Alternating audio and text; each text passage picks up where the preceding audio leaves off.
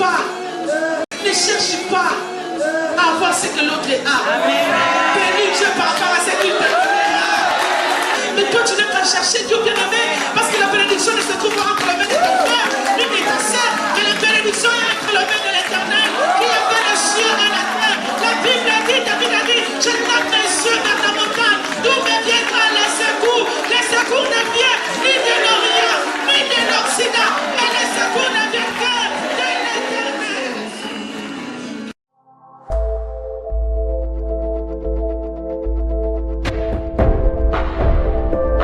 Avoir ce que l'autre a. Bénis Dieu par rapport à ce qu'il te donne.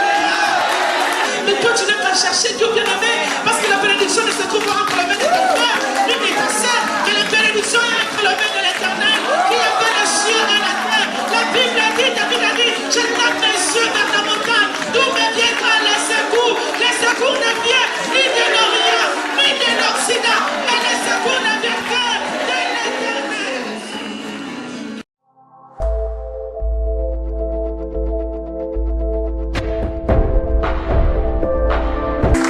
Politique sensible d'action de Seigneur. Yango na bi ko suka ka pour ka positionnement te suka ki ko préparer monter mano mala. Yo surtout na bi ba régler monter na positionnement, ba régler monter na bozui. Nyo so na bi ba régler monter na monter mala. Zala malam pour vivre bien, avec cœur bien aimé et même ça m'a bébé. Maintenant, nous avons plusieurs casquettes sous vos acclamations. Je dis sous vos acclamations. Pendant que j'invite notre Père, aujourd'hui, dans ma tête ma classe.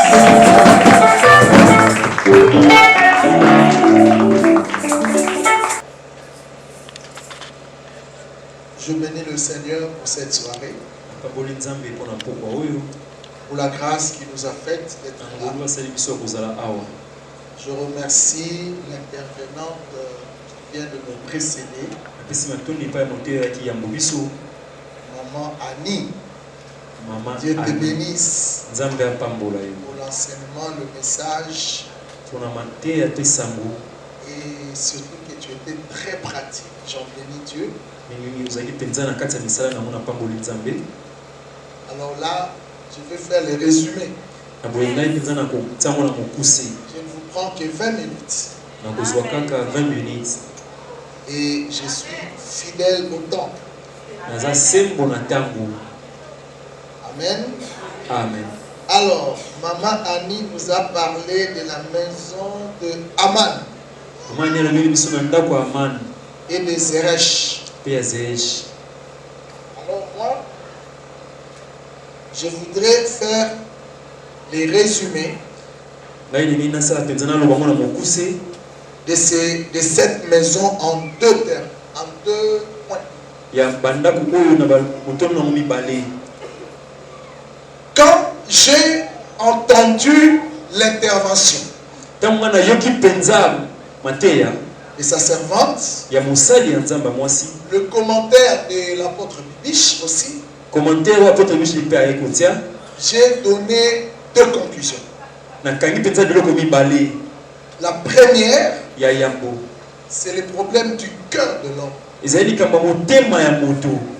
cœur d'Aman. Alors, écrivez ça même quand vous allez écrire votre livre, notre livre,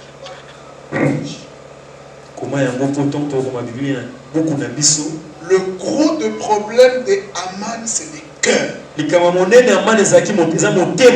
Observez. Quand Aman a été élevé, dans son cœur, il n'acceptait pas qu'il y ait un autre qui soit élevé comme lui. Quand Aman a été élevé, il a voulu que tout le monde reconnaisse qu'il est Aman. Devant lui, il faut se prosterner. Devant lui, il faut se courber. Devant lui, il faut l'honorer. Devant lui, il faut descendre. Il s'est fait que l'autre, Mardoché, selon les principes de son Dieu, il ne doit pas se prosterner devant un humain. Il a boycotté la loi d'Aman. Le cœur d'Aman s'est enflé contre lui. Il était déterminé à détruire la vie de Mardoché. Le cœur. Laissez-moi un peu parler du cœur. Cœur. Le jour où le Seigneur m'a dit, prends le stylo. Je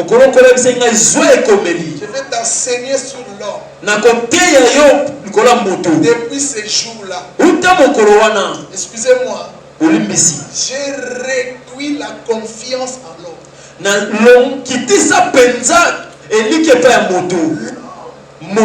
Est dangereux. Vous savez à cause du quoi? Les cœurs. Les cœurs. Il a fongolo motema.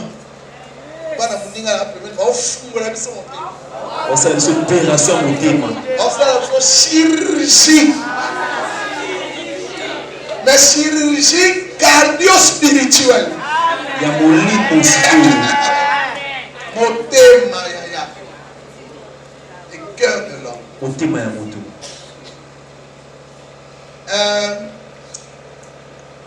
Avant que je ne vous définisse les cœurs, je voudrais répondre sur le titre que maman Annie nous a donné. C'était quand-il? C'était le 4e. La méchanceté du cœur. Alors j'ai découvert dans 2 passages de la Bible où lorsqu'on parle du cœur, on met à côté les mots méchants. Donc quand la servante de Dieu a parlé de la méchanceté du cœur, on connaît 2 versets où on met ensemble dans ce verset les cœurs et la méchanceté. Depuis que l'homme a péché dans le jardin du cœur, le cœur de l'homme avait complètement changé. C'est pourquoi quand Jésus vient, le premier travail qu'il fait en nous, le changement du cœur. D'ailleurs, pour accepter Jésus, nous disons accepte-le ton cœur.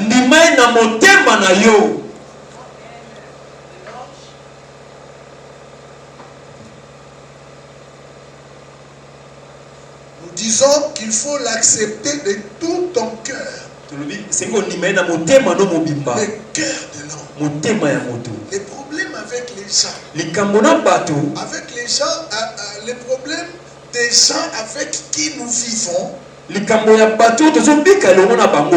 le problème du cœur. Donc voici mes 2 textes. Genèse chapitre 6. Restez assis. Genèse 6. Verset 5. Verset 5. Nous allons lire ces versets.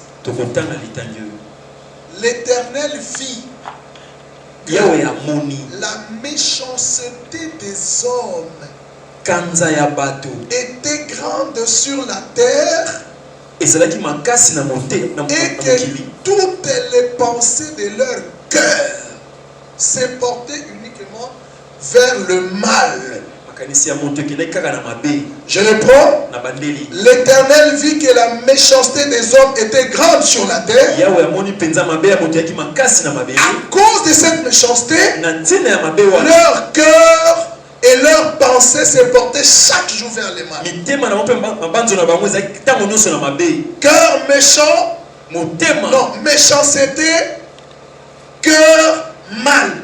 Kanza motema pe mabe. Je reprends. Na bandeli. Méchanceté, Kanza ngambo yo. dans le cœur, Na motema. conséquence le mal. Mbano na mweza mabe. Je reprends. Na bandeli. Aman, Aman. méchant, Moto mabe. à cause de son cœur, Na tina motema na ye. conséquence vouloir tuer Mardoché. Mbano na mweza koluka koboma Mardoché. Le principe du cœur, Principe ya motema. dans le cœur, Na kati ya motema. réside Evandi. la méchanceté. Kanza. Motema. Vous mangez avec la personne. Vous couchez avec la personne. Tu lui donnes la chose, l'argent. C'est toi qui l'as enfanté. Mais son cœur mauvais. Je vais dire à quelqu'un. Tu vois ton mari. Vous avez 20 ans de mariage. 15 ans de mariage. 10 enfants. 30 enfants. Mais je vais te dire une chose. Tu ne le connais pas. Tu sais pourquoi tu ne le connais pas? Son cœur. L'homme est un mystère. Parce que le cœur de l'homme est tout un mystère. Je vous donne un deuxième verset. Méchanceté, cœur. Allons-y. Jérémie chapitre 17. Jérémie 17. Jérémie chapitre 17. Jérémie 17. Et c'est une question que le Seigneur se pose à partir du verset 9. Nous allons aller progresser jusqu'au verset 10. Le cœur est tortueux. Par-dessus tout, et il est méchant. Aïe, aïe, le cœur. Voilà ce que le prophète dit. Il est tortueux. Il est comme ça. Il est changeant. Le cœur de l'homme est instable. Aujourd'hui, il aime. Demain, il haït. Aujourd'hui, il acclame. Demain, il te gronde. Aujourd'hui, il te donne. Demain, il retire. Le cœur. J'enseigne ça avec émotion. Et je voudrais que l'action du Saint-Esprit pénètre vos cœurs et change. Nous sommes entourés à des gens très mauvais. Très mauvais. Jésus a dit, c'est lui avec qui je partage le pain. Lève son talon contre moi à cause du cœur. Le cœur est tortueux. Il est modifiable selon les circonstances, selon le temps, selon les réalités. Tu lui donnes, il est avec toi. Tu lui refuses, il te hait. Le cœur de l'homme, il est instable tellement. Et puis le prophète dit par-dessus tout, il est méchant. L'homme est méchant. Le cœur de l'homme, par-dessus tout, il est méchant. Mais j'aime la question. Ça, c'est Dieu qui pose la question. Il dit, qui peut les connaître? Qui peut le connaître? J'ai vu quelqu'un qui a résolu d'empoisonner son mari. Cette nuit-là, elle a couché avec son mari. Elle a couché avec son mari. Mais pendant qu'elle faisait tout ça, le mari, et puis dans sa bouche, elle disait chérie, je t'aime. Mais dans son cœur, elle savait qu'elle est matin. Je l'élimine. Les cœurs. Est-ce que tu connais la personne? L'homme, c'est Dieu. Alors maintenant, je vais vous définir les cœurs. Le mot hébreu est Leben. L-E-B-E-N. Alors que le grec donne le mot que nous connaissons en cardiologie, cardiopathie, c'est cardia. En grec, cardia.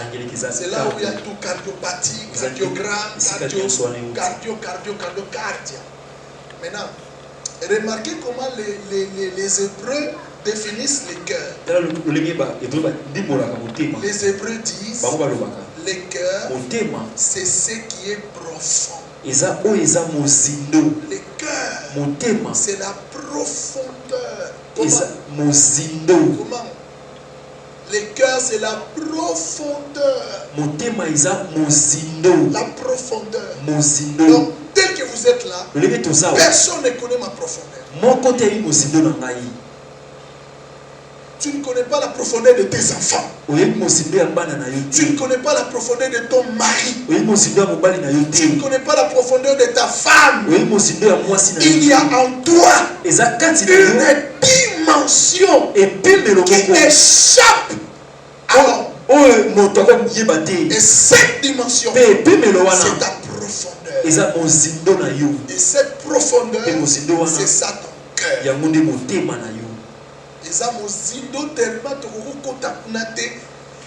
Et d'ailleurs,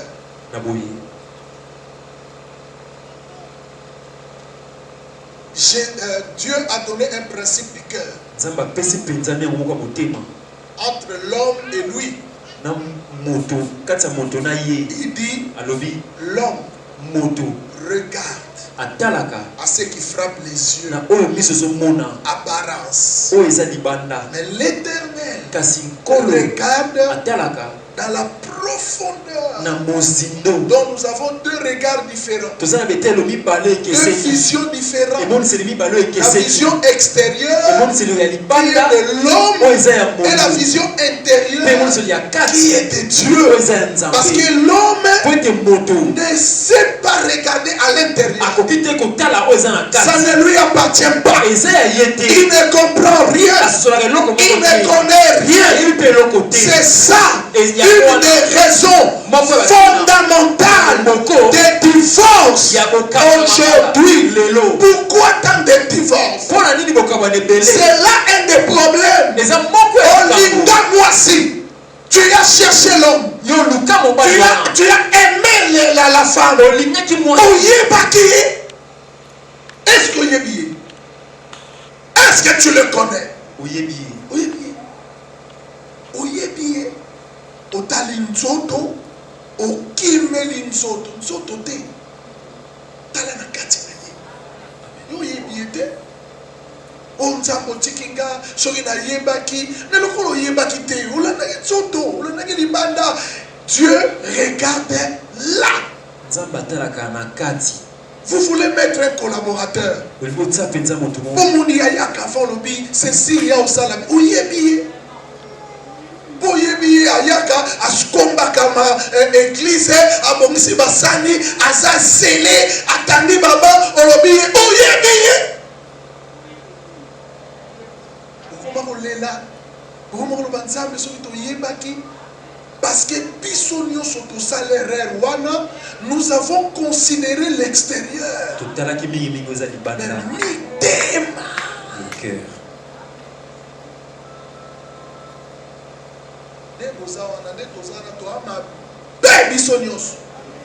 à moins qu'elle fasse la circoncision du cœur. Tu connais la circoncision du cœur? La circoncision, on enlève les prépuces. So balongoli prépuces na motema noté et vous allez quand le cœur il est méchant. On a vu ça avec Aman. Besoin succès royal. Bapession autorité sur tout ce que le roi fait. Et le roi dit tous les satrapes doivent se soumettre à toi. Tout le monde va se dire salut. Et Koki Kate, Yoga, Mardoché Kaka.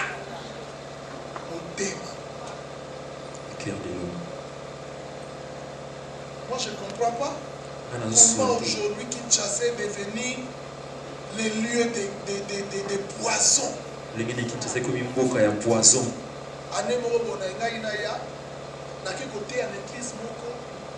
Prophétie dans la catéchèse. Moi, je poison.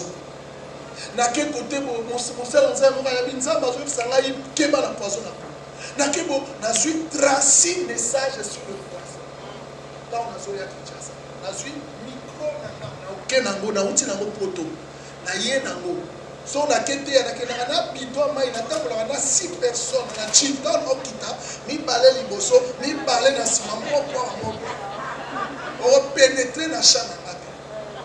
Biloko nanga na zolia na yebi nani azolamba. Na sali 2 mois na bimakate na zo avion na zo na sinza de so continuer na makambo. Na kokenda ka lisuki mchaza. Mitema ya bato. Yo tuna na sali ni kande na zo te ya samalamu. Ne na zo dénoncer le mal. Photo éliminer. Bo toucher na boyebi boyebinga boyebi tango baponanga boyebi mula baponanga mokile salema na bidi bayinga na za na précédent yo. Alors fausse autorisation yo stratégie na nga ba porte nyoso yako kanga porte ozo fumuli porte ba okota mitema bato o collaboraka na ba faire na mututel oyebi ye. Oyebiye okeye sika omoni bayambi yo bien yo wana ofongwami opanzani okomi amitié oyebi bango église ozo prier na tuna na bien est-ce que oyebi pasteur maboko bazo mama yo oyebi pa izo uta est-ce que osu pena temps lo manzambe lakisanga papa wana osu temps le cœur de l'homme. Na bayi na 20 minutes. Na ina ye bisolution. C'est Nzambe. Tika na continue na. Merci. C'est Nzambe. Aza na unité de mesure ya motema mutbalobi seul Dieu sonde. Et là on a sepé là. Vis-à-vis de motema mutu, Nzambe a utilisé la sonde. La sonde. Parce que verbe est sondé. Seul Dieu sonde. Or, sonde en réalité, écoute à la profondeur où la mutu n'est pas ya rekomate. C'est-à-dire, au lingi on vivre na mutu na sengi yo pardon, le bana Nzamba soit sonde na yé.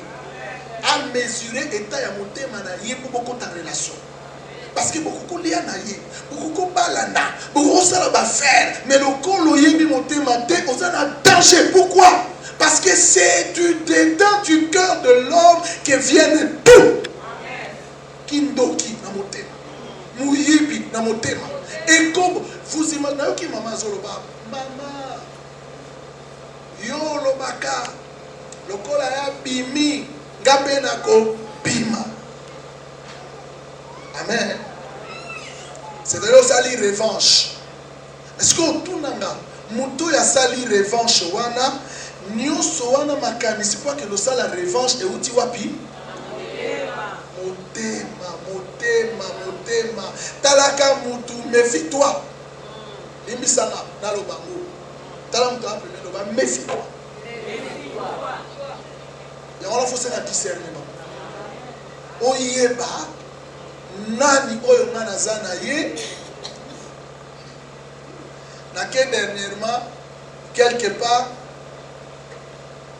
bazobetela lisolo ya petit frère nanga babi oyebi ke makambo na mwasi na ye ngabi makambo na mwasi na ndeni mwasi abimaka wana na ndako arekipera biloko to ndako akenda atika ndako terrain football sikoyo natuni moto abetelanga soki oyo akokosongela mwasi na eloko mwasi wana asali akozongela so mwasi abi esili sikoyo natuni moto ayebisaki nga donc ye ayebaki mwasi na ye malamu te esisi ayebaki mwasi na ye malamu te bandeko na nga boni te divorce ekomi lelo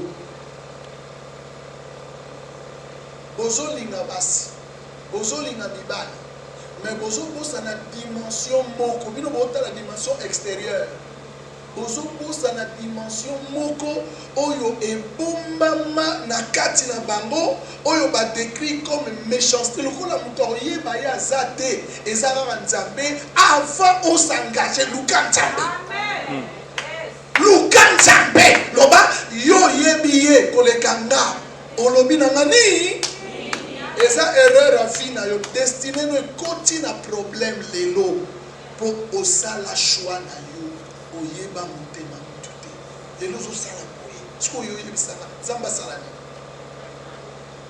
église échoué na badivorce parce que toencadre bacouple te toencadre bafiancé te baya base présente tolobi na bango oke nzambe apambola bino bobalana bake babalani lobi bakamwani erreur eza biso badocteur bapaster bapère nous avons échoué toéchoué à cause ya badivorce toéchoué soki toyebaki bamosusu mpe toya toyebisa bango yo na ye eosimba te alobi na kobala ye abali ye lobi ntango ebate aye papa botikaki nga motema oyebi so okutena ata bandolo baloba bien yeba yango sur 100% na ye oza ignorant na ye na 98%.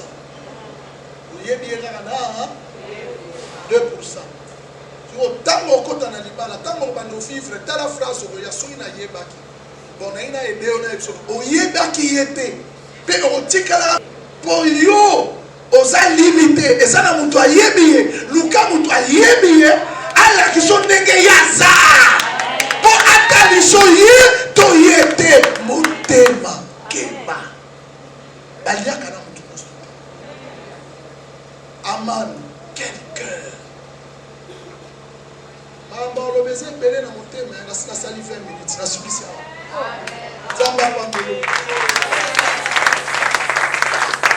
que les peuples de Dieu soient capables de toujours discerner les vraies des fausses prophéties.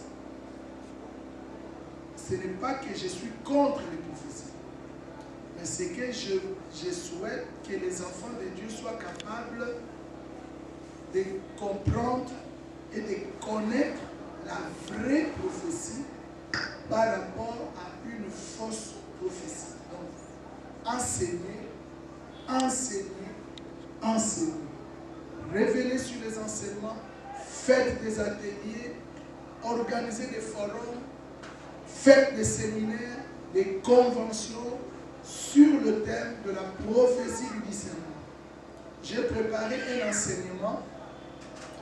Je l'ai dans mon ordinateur qui a comme sujet le prophète, la prophétie et le prophétisme.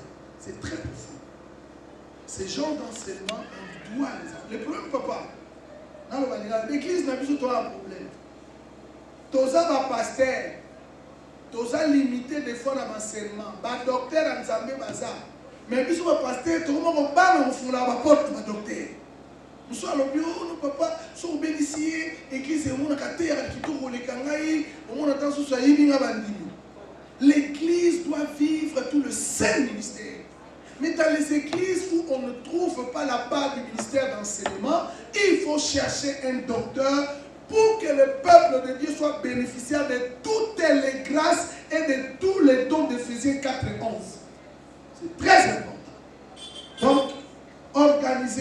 enseignements, des séminaires, des conférences sur ces thèmes. Vous allez aider le peuple de Dieu. Ce n'est que ça.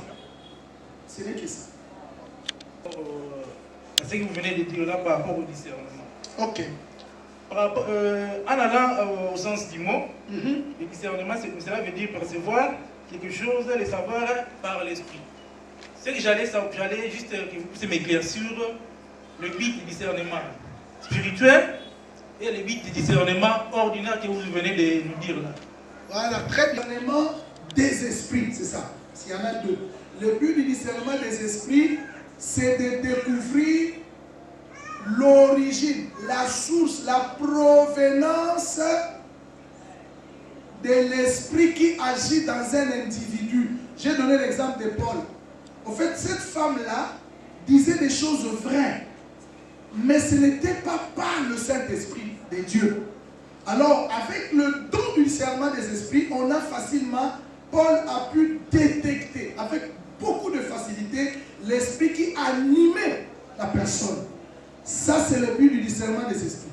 Maintenant, le discernement ordinaire t'aidera, papa, à pouvoir discerner tout ce qui se passe dans la vie. Dans le domaine des affaires, tu veux faire des affaires avec quelqu'un, tu pourras discerner s'il a de bonnes ou de mauvaises intentions.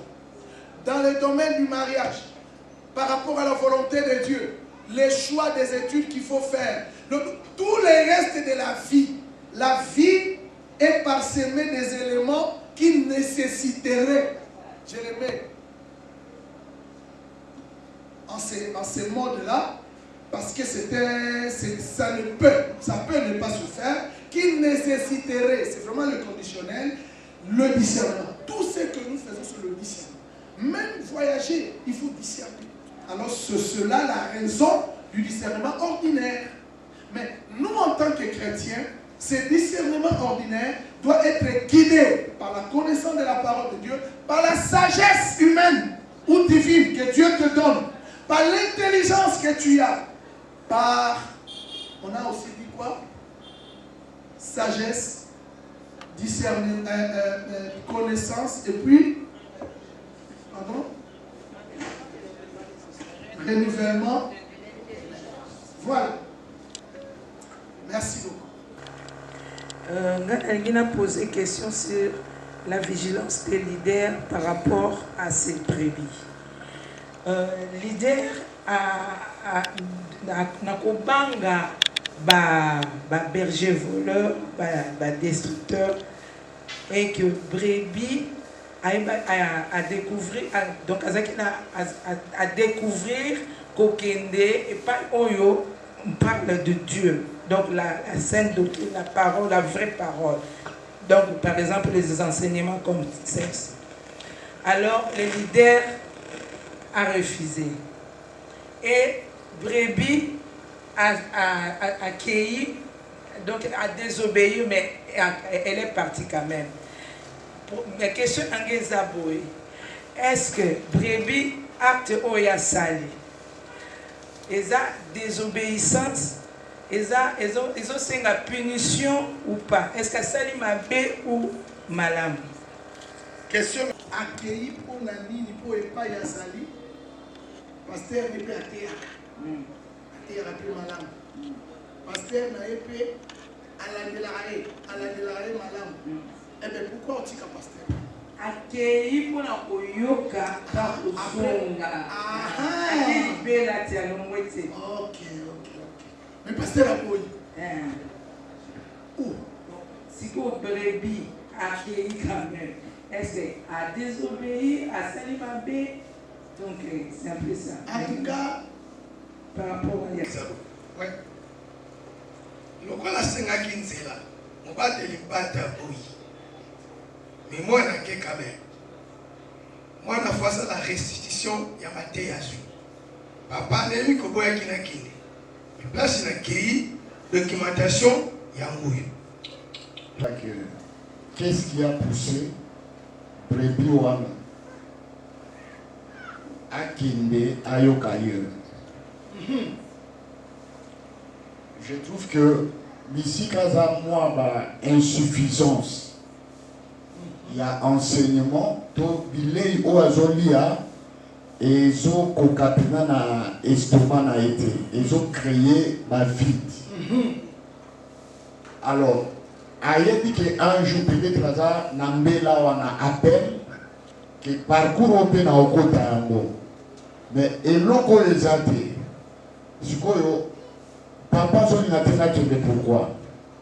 Bon, accueilli pour à se nourrir, à se magasiner, À se ressourcer. à se ressourcer, non pour acquérir du bon, mais à besoin C'est ça. mais à garder quand même et l'oko oyo yé à Joaki.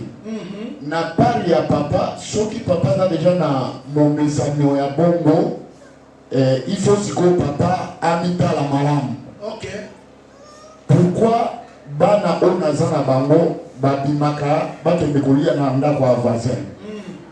C'est que biloko na olamba awa ezate na malamu te ekosenga sikolo avanda na bana ameka kosala lisolo na bana par rapport kaka ya bile ya enseignement oyo ye apesaka. Je crois que bana on va la sortir. Papa a découvert certaines vérités na kati na bana. Malgré papa boyaki zonga senga ici, mais la qui ça est matière aye bakokene ko sakana te soki pe ndenge boyo ezali o memi pe fasiki le papa na tikeli yo tanga o mona makambo za yo moko remarquer ka makambo eza na kati papa er moko alo eski na koko so yango te peut-être avant de comprendre que si ko kenda eza différent na bisika mususu. L'intelligence spirituelle dans le leadership. L'intelligence spirituelle dans le leadership. Secrétariat, essayez de noter cette pensée. L'intelligence spirituelle dans le leadership. Prochainement, on va s'y atteler. Merci pour l'idée et la proposition. Et on a fini avec les questions. Que Dieu soit loué. Donc, je remets les... Spirituel dans le leadership. Très bien. J'allais demander cette audience-là qu'on puisse partager par rapport à sa plus d'expérience. Si je pourrais savoir... Il y a un brebis. Azana église. Mais à évoluer dans cette église, à chaque fois, azo l'autre leader n'a pas condition moko ya bien été. Soit un jour à kolota leader azo poursuivre yé na babima a bien été. Par exemple, à sous-vêtement. Azo landaye chaque fois à répétition barève ya boy. Et par après, elle continue toujours à évoluer dans l'église là. Des années plus tard, akomi koyoka sikoyo baeko sur les leaders. Le leader qu'il pratique d'autres histoires pour que l'église n'aille comme amunene. Abengi des féticheurs, il fait des cérémonies dans le bureau avec des bougies rouges. Brebi wana ayoki ango lisusu. Kaka na mato ya brebi wana baye lisusu koyebisa ke omoni leader. Bayembi nyonso bazoyemba wana. Azwa oyo, azwa oyo, azwa oyo. Omoni mama femme mariée boy, azwa kiye boy boy. Yaye asalaka tina bureau. Sikoyo brebi makambo wana tellement etondi. À chaque fois ceux qui a commis l'église a fandi, amoni leader ceux qui a télémi azo prêché. Maintenant ce sont ces histoires là qui entrent na kati ba image. Na yebi tesko brebi a modèle wana. C'est dit. Yo brebi ko kota. Oyebi na ina selo ko kwa. Les brebis du Seigneur ne demeureront pas là où il y a des bergers. Amen. Même si yo boyo bimanzamba au biso makasi.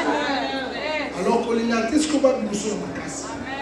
Tu n'as qu'à discerner, ba tête sur la discernement. Discerne. C'est tout. Parce que quand celui qui est devant est dans la magie, dans les trucs comme ça, quand il met sa main, il vous transmet. Azo lokabino, azo bomabino, azo monir bino. Mais pourquoi il demeurait? Le discernement doit être facile. Ça va? Merci pour votre attention. Que Dieu vous bénisse. Avoir ce que l'autre a. Bénis Dieu par rapport à ce qu'il te donne. qu'à chercher Dieu bien-aimé, parce que la bénédiction ne se trouve